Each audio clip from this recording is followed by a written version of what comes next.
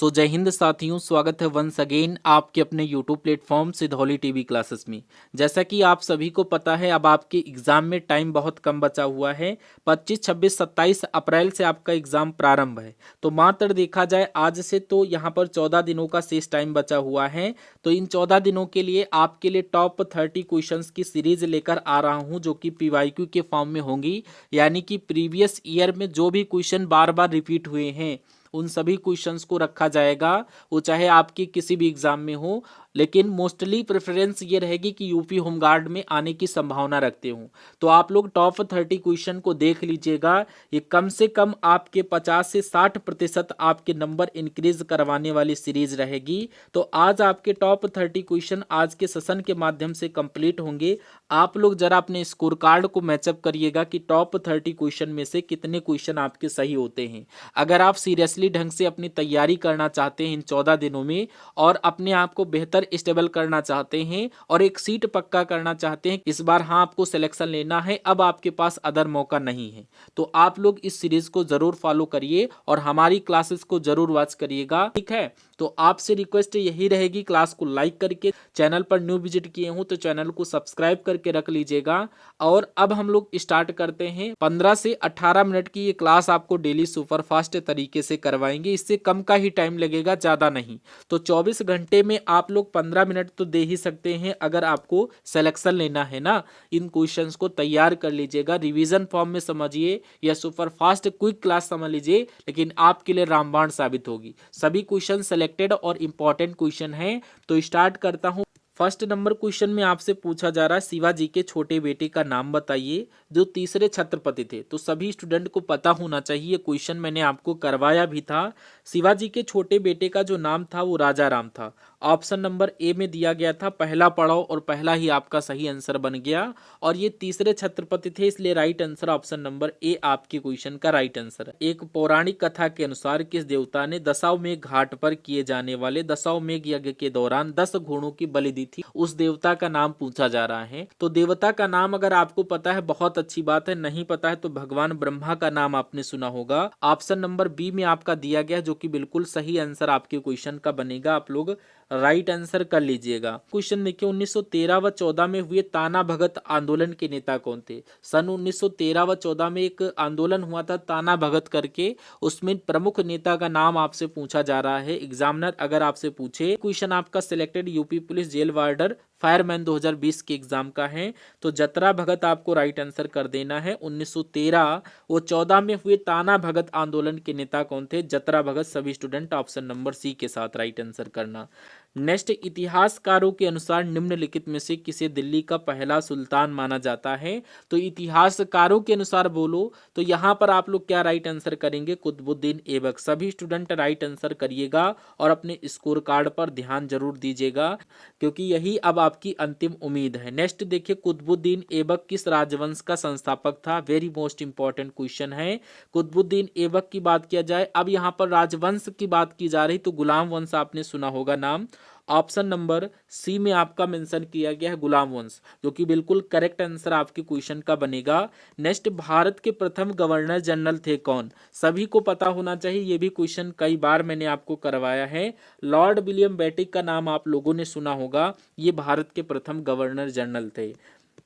Next question पर बढ़ने से पहले एक जरूरी इंफॉर्मेशन आप सभी के लिए ये है कि आप लोग अगर अपनी तैयारी में थोड़ा हिचकिचा रहे कि हमारी तैयारी थोड़ा स्टेबल कम है, तो मैंने आपके लिए मॉक टेस्ट डिजाइन किए हैं। 50 मॉक टेस्ट है, जिसकी प्राइस जो रखी गई है वो 80 रुपये रखी गई है। आप लोग, अब टाइम आपके पास बहुत ही कम बचा हुआ है, इन मॉक टेस्ट के जरिए आप लोग अपनी तैयारी को बूस्टअप कर सकते हैं। 50 मॉक टेस्ट आपको मिलेंगे विद आंसर की एनालिसिस के साथ। अगर आपका कोई क्वेश्चन गलत होता है वहीं पर आप मैच करके उसका सलूशन पा सकते हैं, और विद आपको टाइमर के साथ इन सभी मॉक टेस्ट को सॉल्व करना है। स्क्रीन पर दिया गया नंबर आपको दिख रहा होगा पोस्टर के माध्यम से, जाकर के उस नंबर पर मैसेज करिए व्हाट्सएप के माध्यम से, सर मुझे PDF फॉर्मेट में मॉक टेस्ट चाहिए जिससे हमको अपनी तैयारी और भी अच्छी बूस्टअप करनी है। वहीं पर मैसेज करिएगा, आपको ग्रुप की लिंक दे दी जाएगी। आप लोग उन सभी मॉक टेस्ट का फायदा उठा सकते हैं, क्योंकि टाइम बहुत कम बचा हुआ है। इसमें आप लोग यूट्यूब पर अगर काफ़ी सारी वीडियोस देखोगे तो अब आपको वीडियोस बस कंफ्यूजन करेंगी। तो एक लास्ट ऑप्शन यही है कि आप अपनी तैयारी को बस क्विक रिवीजन के माध्यम से खुद आप उसको ज़्यादा से ज़्यादा रिवीजन और तैयार करिए। ठीक है, सिलेबस आपका कंप्लीट नहीं, कोई बात नहीं। नेक्स्ट क्वेश्चन की बात करें तो पूछा जरा बिंदुसार का पुत्र कौन था। सभी को पता होना चाहिए बिंदुसार का पुत्र अशोक था। Right answer option number A बनेगा। सभी लोग ऑप्शन नंबर ए को राइट आंसर करिएगा। नेक्स्ट क्वेश्चन देखिए, पूछा जा रहा 326 ईसा पूर्व में भारत पर आक्रमण करने के लिए सिकंदर ने सबसे पहले निम्नलिखित नदी को पार किया था। इसमें से कौन सी नदी है जिसको सबसे पहले पार किया था सिकंदर ने। तो यहाँ पर सिंधु नदी आपको पहले नंबर पर दिख रही है, जिसको सबसे पहले 326 ईसा पूर्व में भारत पर आक्रमण करने के लिए सिकंदर ने पार किया था। Correct answer option number A. Next, Vallabhacharya ने किसकी भक्ति का प्रचार किया था।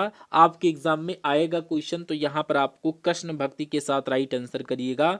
वल्लभाचार्य ने कृष्ण भक्ति का प्रचार किया था। Right answer option number C. Chandragupta Maurya के गुरु कौन थे, अगर आपसे पूछे एग्जामिनर, तो यहाँ पर आप लोग ऑप्शन नंबर बी को राइट आंसर करिएगा, विष्णुगुप्त। बहुत सारे स्टूडेंट कंफ्यूजन के साथ साथ विष्णु शर्मा को कर देते, जो कि गलत है। चंद्रगुप्त मौर्य की बात किया जाए तो यहाँ पर गुप्त लास्ट में देखना, विष्णुगुप्त आपकी क्वेश्चन का बिल्कुल सही आंसर बनेगा। नेक्स्ट देखिए 11 number question very most important question है। आपके एग्जाम में 2 से 3 क्वेश्चन ऐसे भी देखने को मिल जाएंगे, तो इसलिए आप लोग इस क्वेश्चन को बहुत ही ध्यान से करिएगा। क्वेश्चन में आपसे पूछा जा रहा है निम्नलिखित में से कौन सुमेलित है। तो अगर सुमेलित की बात किया जाए यानी कि सही कौन सा क्रम दिया गया है आपको बताना है। फर्स्ट ऑप्शन में देखिए, इधर आपके मुगल बादशाह दिए गए हैं और विदेशी यात्री, यानी कि किसके शासनकाल में कौन सा यात्री आया था, सच में कौन सा सही है वो आपको चुनना है। ऑप्शन ए में दिया गया है अकबर, के सामने दिया गया है विलियम हॉकिंस, जो कि गलत है। विलियम हॉकिंस जो थे ये जहांगीर के समय में आए थे, अकबर के समय में नहीं आए थे, इसलिए ये आपका गलत हो गया। जहांगीर नीचे दिया गया है और उनके सामने अब्दुल रज्जाक दिया गया, ये भी आपका क्या है, गलत है। जहांगीर के समय क्या हुआ था, अब्दुल जो रज्जाक हैं ये विजयनगर के समय में आए थे, यानी कि मुगलों से ये जुड़ा नहीं है, इसलिए अब्दुल रज्जाक भी आपका गलत हो जाएगा। शाहजहां में दिया गया है टॉमस रो, ये भी आपका गलत है। टॉमस रो जो थे ये जहांगीर के दरबार में थे, शाहजहां के नहीं, इसलिए ये भी आपका गलत हो गया। औरंगजेब के सामने मनुची दिया गया, जो कि बिल्कुल सही आंसर आप लोग ऑप्शन नंबर डी के साथ करिएगा। नेक्स्ट, निम्नलिखित में से कौन सी पुस्तक मेगास्थनीज ने लिखी है। तो अगर आपसे मेगास्थनीज की पुस्तक की बात किया जाए तो आपने इंडिका नामक पुस्तक याद किया होगा और ऑप्शन नंबर सी में दिया गया, जो कि बिल्कुल सही आंसर आपके क्वेश्चन का बनेगा। नेक्स्ट देखिए, तृतीय बौद्ध परिषद का आयोजन किसके द्वारा कराया गया था। अगर तृतीय बौद्ध परिषद की बात किया जाए तो क्या चंद्रगुप्त, हर्षवर्धन, अशोक या कनिष्क। तो राइट आंसर आपका ऑप्शन नंबर सी अशोक के द्वारा किया गया था। ऑप्शन नंबर सी को सभी स्टूडेंट राइट आंसर करिएगा। हर्षवर्धन के शासनकाल में सत्ता का केंद्र स्थान कौन सा था। तो हर्षवर्धन की बात किया जाए तो आप लोग क्या बताएंगे, कन्नौज। ऑप्शन नंबर ए में मेंशन किया गया है, हर्षवर्धन के शासनकाल में सत्ता का केंद्र कन्नौज हुआ करता था। ऑप्शन नंबर ए पहला पड़ाव right answer. Next question, Kautilya के अर्थशास्त्र में किस पहलू पर प्रकाश डाला गया था। तो कौटिल्य के अर्थशास्त्र की जब भी बात किया जाए तो यहाँ पर राजनीतिक नीतियां दी गई हैं, ऑप्शन नंबर बी में मेंशन किया गया था, इस पर प्रकाश डाला गया था। Right answer option number B. आगे बढ़ने से पहले जो भी स्टूडेंट इस क्लास को लाइक नहीं किए हैं, प्लीज क्लास को लाइक करके, चैनल पर न्यू विजिट कर रहे हैं, चैनल को सब्सक्राइब नहीं किया तो सब्सक्राइब करके अपने फ्रेंड सर्किल में इसको जरूर शेयर कर दीजिएगा। नेक्स्ट, मेगास्थनीज दूत था, किसका दूत था, सेल्यूकस, सिकंदर, डेरियस या उपरोक्त सभी। तो आप लोग यहाँ पर राइट आंसर सेल्यूकस के साथ करिएगा। मेगास्थनीज सेल्यूकस का यहाँ पर दूत हुआ करता था। Right answer option number A. Next question very most important question है, इस क्वेश्चन का स्क्रीनशॉट लेकर रखिएगा।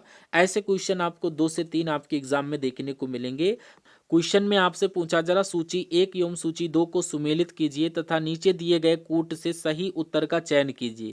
यहाँ पर आपका सूची 1 दिया गया, इधर सूची 2 दिया गया है। सूची 1 में आपके व्यक्तियों के नाम दिए गए हैं, महान पुरुषोत्तम जो हुए हैं, और इधर उनके पत्नियों के नाम दिए गए हैं। जैसे कि ऑप्शन ए में दिया गया देशबंधु चित्रंदन दास, तो देशबंधु चित्रंदन दास की पत्नी, यहाँ पर क्रम से आपको देखना है इनकी पत्नी का नाम बसंती देवी था, जो कि ऑप्शन नंबर जो कि यहाँ पर 4 नंबर पर मेंशन किया गया है। सेकंड देखिए, लाला लाजपत राय जिनकी पत्नी का नाम राधा देवी था, जो कि 3 में मेंशन किया गया है, और फिर महात्मा गांधी की पत्नी का नाम कस्तूरबा था और मोतीलाल नेहरू की पत्नी का नाम स्वरूप रानी। तो इसलिए आप लोग ऑप्शन नंबर बी को राइट आंसर करिएगा। ऑप्शन नंबर बी आपके क्वेश्चन का करेक्ट आंसर बनेगा। 4 3 2 1 का क्रम बन रहा है, 4 3 1 2 का क्रम बन रहा है, इसलिए right answer option number B. Next देखिए, किसके शासन काल में मेगास्थनीज भारत आया? तो यहाँ पर आप लोग क्या बताएंगे? मेगास्थनीज भैया चंद्रगुप्त मौर्य के शासन काल में भारत आए थे। Right answer option number C. Next question, प्राचीन भारत में निम्नलिखित में से कौन सी एक लिपि दाएं ओर से बाएं ओर लिखी जाती थी? उस लिपि का नाम बताइए। तो प्राचीन भारत की जब भी बात किया जाए तो आप लोग खरोष्टी लिपि का नाम सुने होंगे, ऑप्शन नंबर डी में दिया गया, इसलिए आप लोग ऑप्शन नंबर डी को राइट आंसर करिएगा। नेक्स्ट 20 नंबर क्वेश्चन, 1925 के कानपुर कांग्रेस अधिवेशन के अध्यक्ष कौन थे? तो 1925 की बात की जा रही है तो यहाँ पर आपका लाला लाजपत राय दिया गया है, सरदार वल्लभ भाई पटेल, पंडित मोतीलाल नेहरू या सरोजनी नायडू। तो कांग्रेस अधिवेशन की बात किया जा रहा है तो सरोजनी नायडू आपके क्वेश्चन का करेक्ट आंसर बनेगा। कौटिल्य का अर्थशास्त्र हमें डैश प्रशासन के बारे में जानकारी देता है, तो मौर्य प्रशासन के बारे में जानकारी देता है। ऑप्शन नंबर बी बिल्कुल करेक्ट आंसर आपके क्वेश्चन का होना चाहिए।